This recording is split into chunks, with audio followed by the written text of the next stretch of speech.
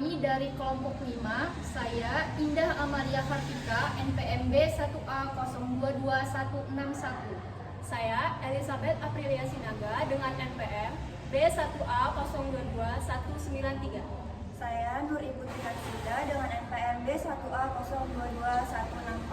Saya Novera Fitriani dengan NPM B1A022166. Saya Diana Ananda dengan NPM B1A022163. Saya Andra Prastika dengan NPM B1A022160. Saya Aurelia Ramadhani dengan NPM B1A022162. Dan saya Ruben Soben Sutompo dengan NPM B1A022167. Kasus posisinya, kapal kargo MP Express yang membawa bertonton bahan kimia tenggelam di lepas pantai barat Sri Lanka. Imbasnya, bertonton butiran plastik dan bahan kimia lainnya mencemari perairan yang kaya akan ikan di negara itu. Kapal MP Express yang terdaftar di Singapura membawa 1.486 kontainer, termasuk 25 ton asam nitrat bersama dengan bahan kimia dan kosmetik lainnya. Kapal ini terbakar pada 20 Mei saat sedang berlabuh di lepas pantai barat Sri Lanka. MP Express telah meninggalkan pelabuhan Hazira di India pada 15 Mei dan sedang dalam perjalanan ke Singapura melalui Colombo sebelum terbakar di Sri Lanka. Nah, bisa kita lihat di peta letak kapal ekspresnya. Selanjutnya, atas kasus posisi ini menimbulkan 3 pertanyaan. Pertama, yurisdiksi negara mana yang dapat digunakan dalam rangka menyelesaikan kasus ini? Kemukakan dasar hukum atas pendapat saudara tersebut. Yang kedua, dikaitkan dengan kasus di atas, jelaskan pasal-pasal UNCLOS yang dilanggar. Dan pertanyaan terakhir, bagaimanakah penyelesaian kasus pencemaran laut menurut hukum laut internasional? Lengkapi dengan dasar hukumnya.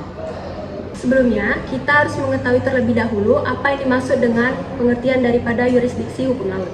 Yurisdiksi hukum laut adalah suatu hak dan kewajiban yang dimiliki oleh suatu negara untuk memberlakukan ataupun memaksakan peraturan yang berada di wilayah lautnya. Sebelum mengetahui yurisdiksi mana yang harus kita pakai, akan lebih baik kita telah dulu kasusnya. Kapal MP Express yang terdaftar di Singapura ini membawa bahan kimia dan butiran plastik dari India menuju Singapura pada tanggal 15 Mei. Yang kemudian pada tanggal 20 Mei melintasi Laut Lakadewa, kapal MP Express ini mengalami kebakaran. Kebakaran di Laut Lakadewa yang kaya akan ikan ini mencemari Laut Lakadewa.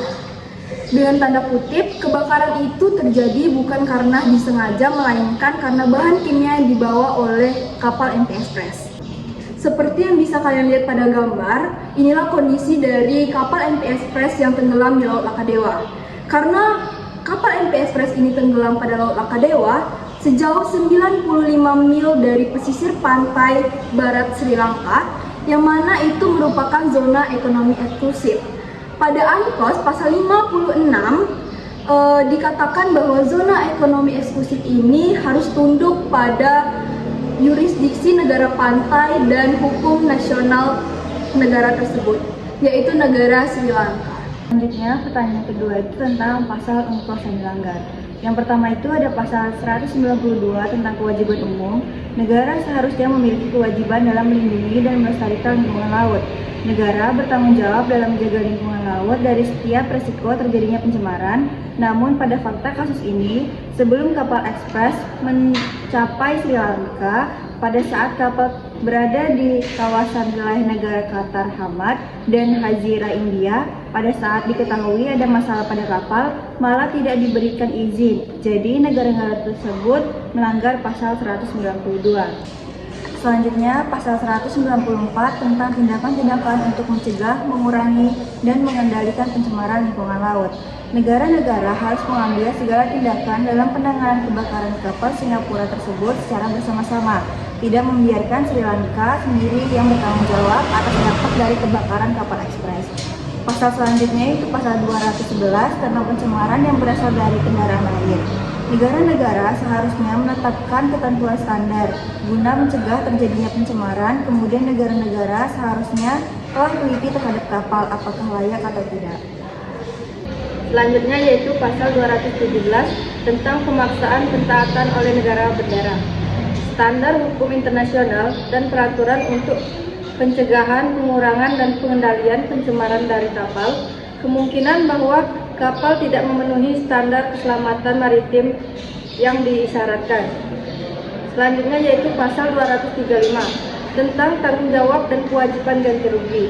Negara-negara bertanggung jawab untuk memenuhi kewajiban internasional berkenaan dengan perlindungan dan pelestarian lingkungan laut dengan bertanggung jawab atas kerusakan lingkungan dan membayar ganti rugi.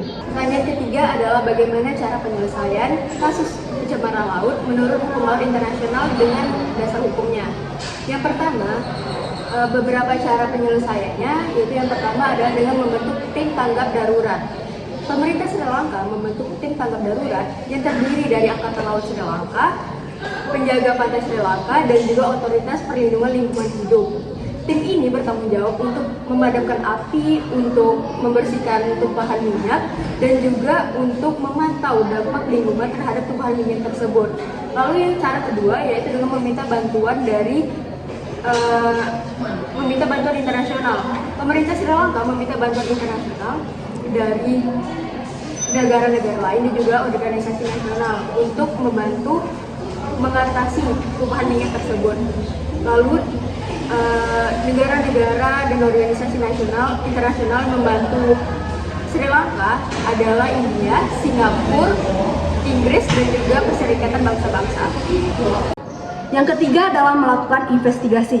Pemerintahan Sri Lanka telah meluncurkan investigasi untuk menentukan penyebab kebakaran dan untuk mengidentifikasi pihak-pihak yang bertanggung jawab atas tumpahan minyak tersebut. Investigasi ini masih berlangsung dan belum ada hasil yang dipublikasikan. Yang keempat adalah menuntut ganti rugi. Pemerintah Sri Lanka telah menuntut ganti rugi dari pemilik kapal MV Express dan perusahaan asuransi mereka atas kerusakan yang disebabkan oleh tumpahan minyak. Tuntutan ini masih berlangsung di pengadilan. Selanjutnya kita lihat dari hukum nasional. Kita lihat dari Undang-Undang Perlindungan dan Pengolahan Lingkungan Hidup. Undang-undang ini mengatur tentang perlindungan dan pengolahan lingkungan hidup di Sri Lanka, termasuk pencemaran laut. Undang-undang ini mewajibkan pihak-pihak yang mencemari lingkungan hidup untuk mengambil langkah-langkah untuk membersihkan pencemaran dan untuk memulihkan kerusakan yang ditimbulkan. Undang-Undang Navigasi Maritim. Undang-Undang ini mengatur tentang navigasi maritim di Sri Lanka, termasuk pencemaran laut yang disebabkan oleh kapal. Undang-undang ini mewajibkan pemilik kapal untuk memastikan bahwa kapal mereka dioperasikan dengan baik dan tidak mencemari lingkungan laut. Kemudian ada undang-undang pidana. Undang-undang ini mengatur tentang tindak pidana termasuk pencemaran laut. Undang-undang ini dapat digunakan untuk menuntut pihak-pihak yang dengan sengaja mencemari laut.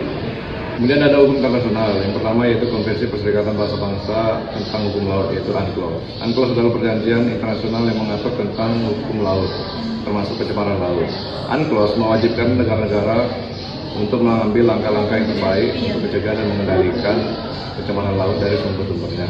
Kemudian ada Konvensi Marpol tahun 73 dan 78. Konvensi Marpol ini adalah perjanjian internasional yang mengatur tentang pencemaran laut dari kapal. Konvensi ini melarang pembuangan sampah dan zat berbahaya. Terakhir ada Protokol London. Protokol London adalah perjanjian internasional yang mengatur tentang pencemaran laut dari pembuangan sampah ke laut. Protokol ini melarang pembuangan sebagian besar sampah ke laut dan menetapkan persyaratan ketat untuk pembuangan jenis sampah tertentu. Demikianlah pemaparan materi dari kelompok kami. Jika ada yang ingin dipertanyakan, disilakan. Terima kasih. Sekian dari kami. Wassalamualaikum warahmatullahi wabarakatuh.